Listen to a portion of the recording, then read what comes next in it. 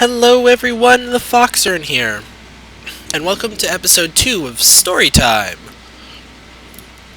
We're going to start with this book. It has been a while since I have heard only silence, and I enjoy it greatly. I think, for some reason, I do not feel altogether welcome in this new world in which I have arrived. But how could I be unwelcomed in an age with no inhabitants? It is, of course, only in my head. This world is very beautiful, but I think I have yet to ever write in a journal that an age I have linked to is horrid or disgusting. From the grassy hill where I am standing, I can see green fields below, along with a few scattered forests. A rather large lake looms some distance from where I am standing, yet the water's blue can be seen plainly from here. The air is fresh and the sky is sparkling with white clouds. It is absolutely breathtaking, and yet that strange feeling again. Perhaps it is the hot breeze that continues to blow from the north, hotter than I would have imagined.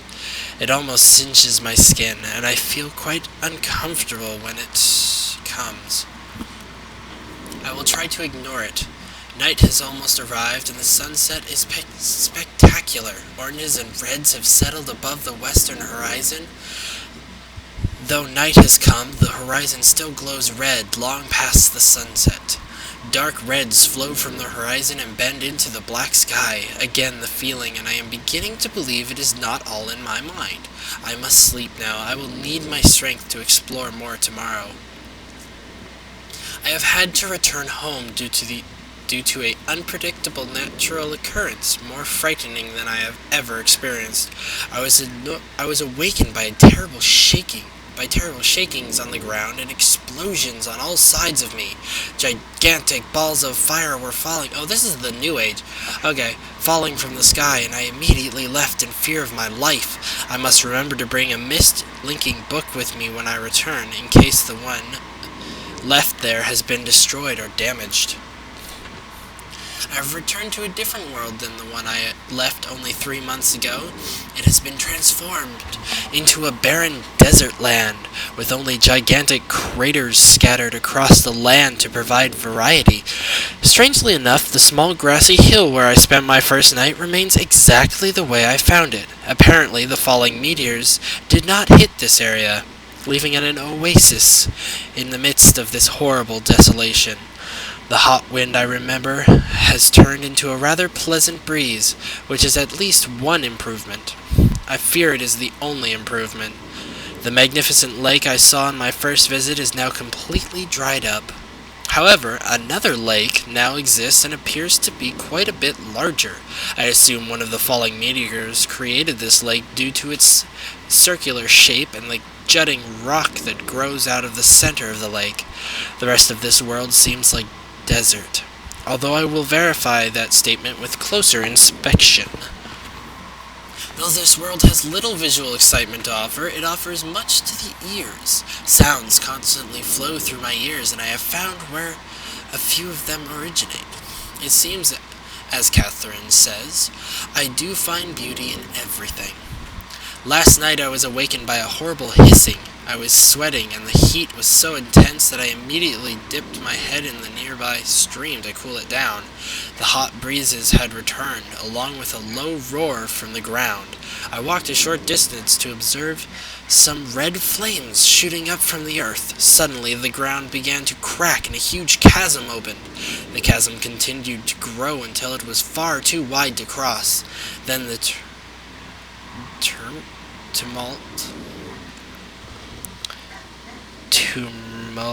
I cannot read that. Tremor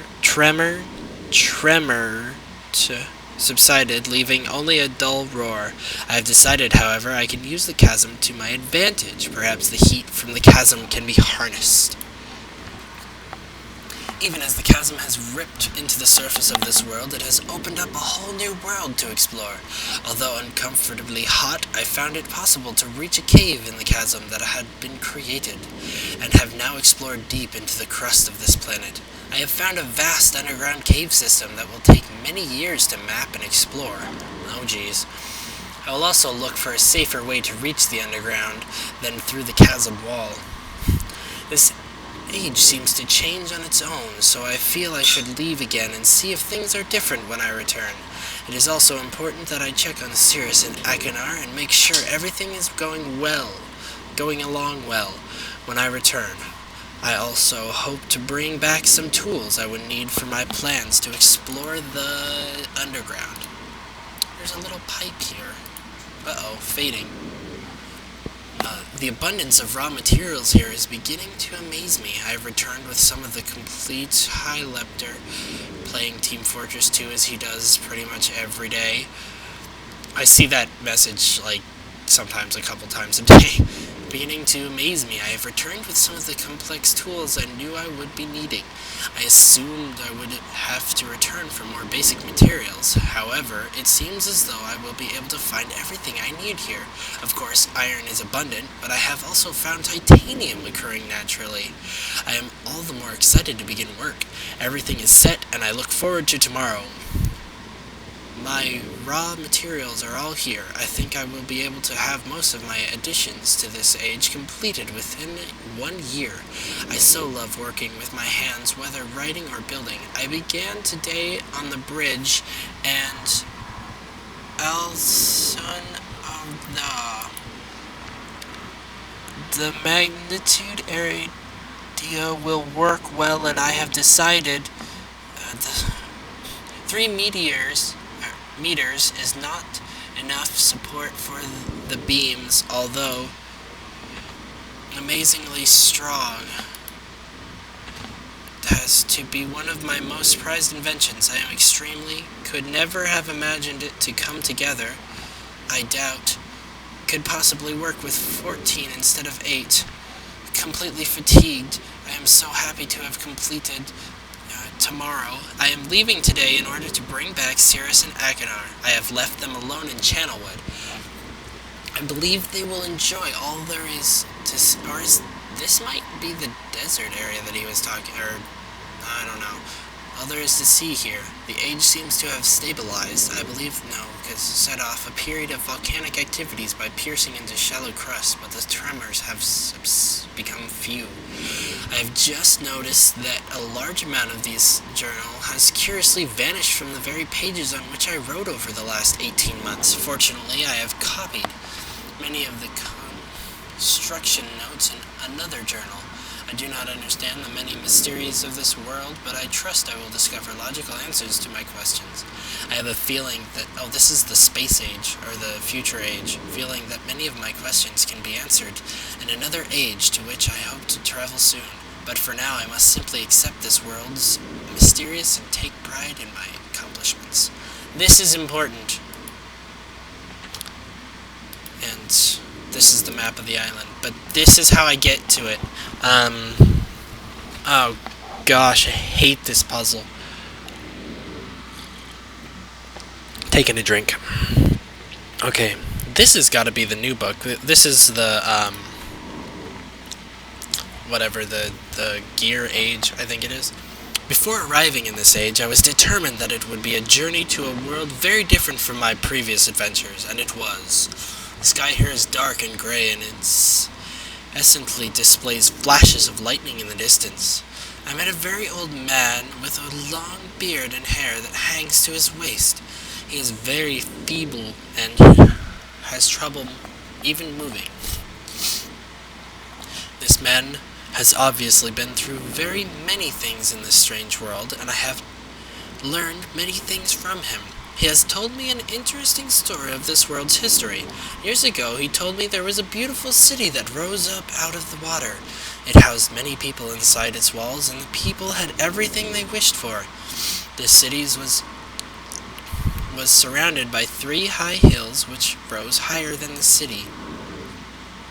On the east hill off the city rested a large lookout post. The people of the city had constructed the post expecting visitors to arrive from the east.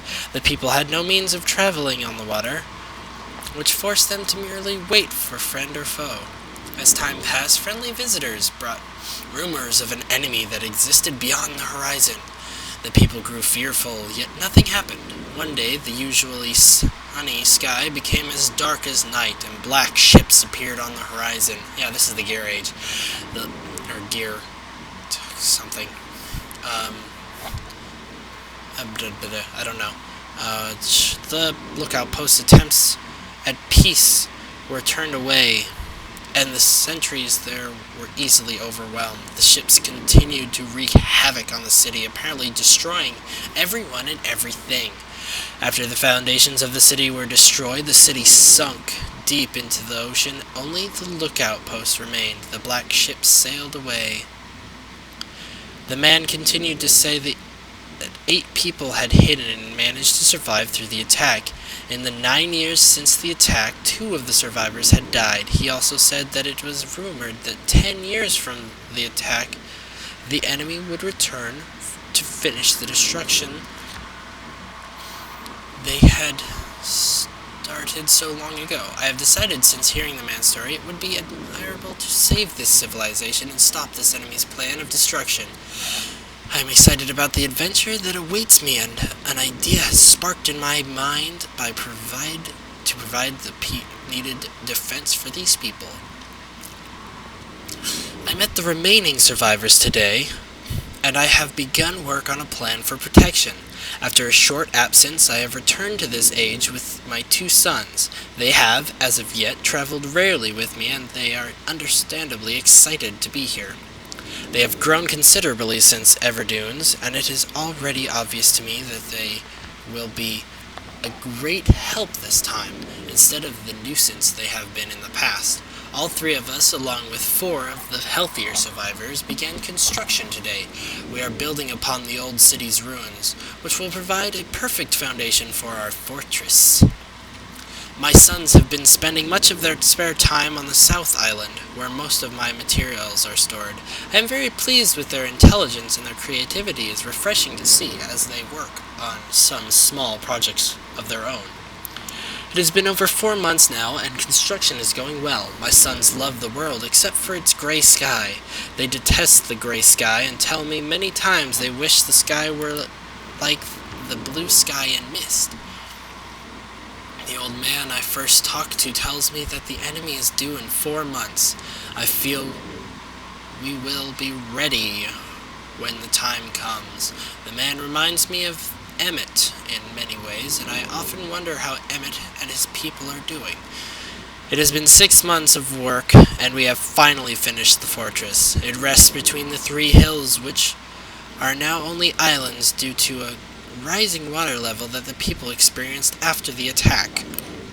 Inside the fortress, I have designed a most intriguing device. It makes use of a technology called holography. I began experimenting with on my visits to Espermere. It will be working in a couple of days after I compensate for some small miscalculations. This holographic device will enable the survivors to learn to use the fortress. The enemy is due to come soon, and I trust the fortress will provide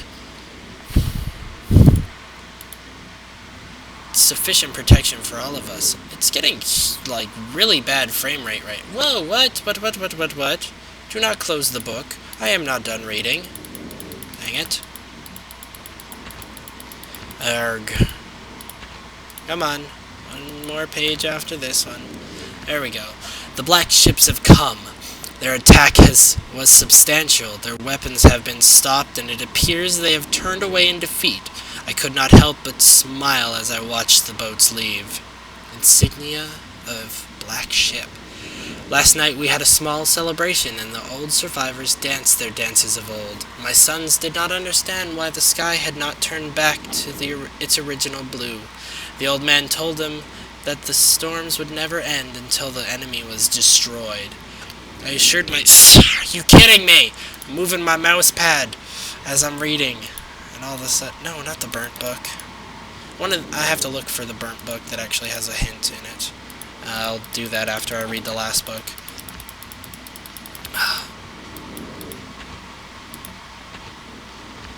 Okay. And until the enemy was destroyed, I assured my sons that a blue sky was not worth the risk of death, and they seemed to hear me. I have had a healthy adventure and have begun work on a new book. Once again, I must leave a familiar age in search of a new universe. I have begun But first, I will have to extend time with Catherine, whom I miss very much. I must also return to the people of the tide. I believe in my travels I have found a substance that will ease the pain of their bone ailments that they have long endured. I hope to return to mechanical age one day and find the population growing and my fortress still strong. Though the sky may always be black, I am confident the people here feel a heavier darkness has been lifted from their shoulders. Alright, I'm going to call this the end of this story time. Thank you for watching. Click, comment, rate, subscribe. Fox out.